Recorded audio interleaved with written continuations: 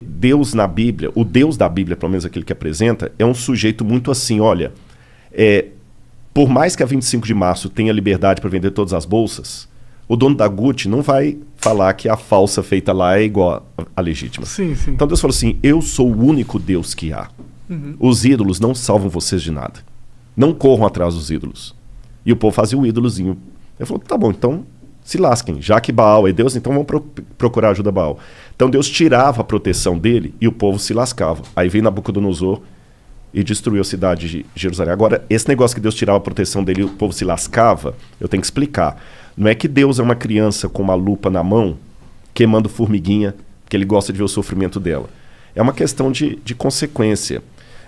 Você sabe, assim, eu sei que isso aqui é um pouco clichê que eu vou falar, mas você sabe que o mal como entidade não existe. O diabo. Daqui a pouco eu posso até entrar no lance do diabo, mas Tá. vou falar do mal como o mal mesmo. Tá, um avatar do mal não existe. O Deus do mal. É o Deus mal, não. Eu acredito assim. Quando a gente vai na Bíblia, aí eu vou ter que dar um pouquinho para trás para entrar nisso aí. Existe um anjo que rebelou contra Deus. Ele é vulgarmente chamado de Lúcifer. Esse nome não está na Bíblia. Não? Não? Lúcifer não está. Sério? Isso foi um erro de tradução do Jerônimo. Qual que era o Não nome foi que nem tava erro lá? de tradução. Na verdade, ele tem vários apelidos na Bíblia. Diabo, Diabalus, aquele que foi Sério? Tá na lançado Bíblia, através diabo? do diabo, tá. Da hora. Satã, Quer dizer, que em hebraico interessante. significa advogado de acusação. Só que não é verdade. Por que diabo de acusação? Porque na Bíblia, ele começou o mal. Mas deixa eu abrir um parênteses aqui para fazer uma pergunta que muita gente faz. Tá, você é crente, né? Beleza. Deus criou tudo? Criou. Tudo que existe. A Bíblia fala isso. Ele criou todas as coisas. O Logos. Nada do que foi feito se fez sem ele. Beleza. Se Deus criou todas as coisas, tudo que existe foi Deus que criou. Bom, vamos ver. Depende. Não, se existe, tá. O raciocínio. O mal existe? Existe. Então Deus criou o mal. Deus é o responsável pelo mal. Mas por isso que eu falei no início, o mal não existe. Em que sentido? O que eu vou falar é um pouco clichê, mas você sabe que no mundo da física, o frio não existe. É verdade. Existe a ausência de calor. O Então, porque escuro existe não um existe. limite pro frio. Exatamente. Existe a ausência de luz. É. Então, o mal também, nesse sentido, é como o frio, é como a escuridão. Ele não existe por si mesmo. O que existe é a ausência de Deus que causa a sensação do mal. E Deus, ele é um cavalheiro.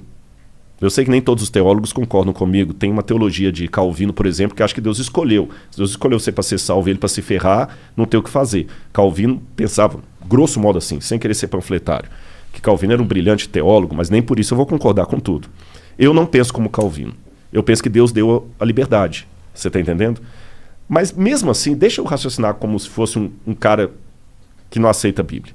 Pô, mas que sacanagem. Então tá bom, Deus deu alternativa. Mas ele fala assim, tá bom, ó, Igor, você vai me aceitar e eu vou te trazer pro céu. Se você não me aceitar, vai se lascar no inferno que eu vou te... Peraí. Então que Deus é esse? Parece aquele namorado possessivo. Sim. Ou namora comigo, ou então vou te matar. Não é assim. É porque, segundo a Bíblia, como Deus é o criador de tudo que existe, e nele há luz e treva alguma, o único que pode conceder a vida é Deus. Então, quando Deus fala desesperadamente, meus filhos, aceitem-me, porque senão vocês vão se lascar, não é como o namorado possessivo que fala com o menino assim, ou namora comigo, senão eu vou pegar um revólver e vou te matar. Não é isso. Seria mais ou menos como se a água pudesse dizer para o peixe, fique em mim, peixe, senão você vai se lascar. Quando a água fala assim, não é porque a água é possessiva. Eu estou usando uma onomatopeia aqui, né? Não é porque a água é possessiva, não é porque a água é namorado. É porque não dá para viver fora. É porque não dá para viver fora. Então, quando Deus apela, filhos, vivam em mim, porque senão vocês vão se lascar, é porque Ele nos ama. Eu não estou aqui para pregar, não é púlpito, mas isso faz parte da minha essência. Por isso que, para mim, um menininho me cumprimentando aqui do lado, cara, não é só eu simplesmente falar assim, pô, que legal, eu sou famoso. Não.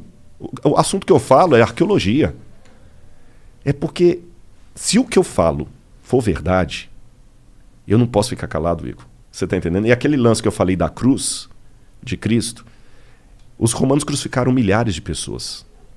Mas aquela crucifixão, de Jesus de Nazaré foi diferente. Por quê? Vou te falar por quê. Vou contar uma historinha para você. Um rei, vou responder igual Jesus. Jesus contava uma história, quando o pessoal perguntava. Um rei uma vez deu uma regra no reino dele. Ninguém pode roubar. Se alguém roubar, eu vou mandar arrancar os 2 olhos. Cara, funcionou, ninguém roubava.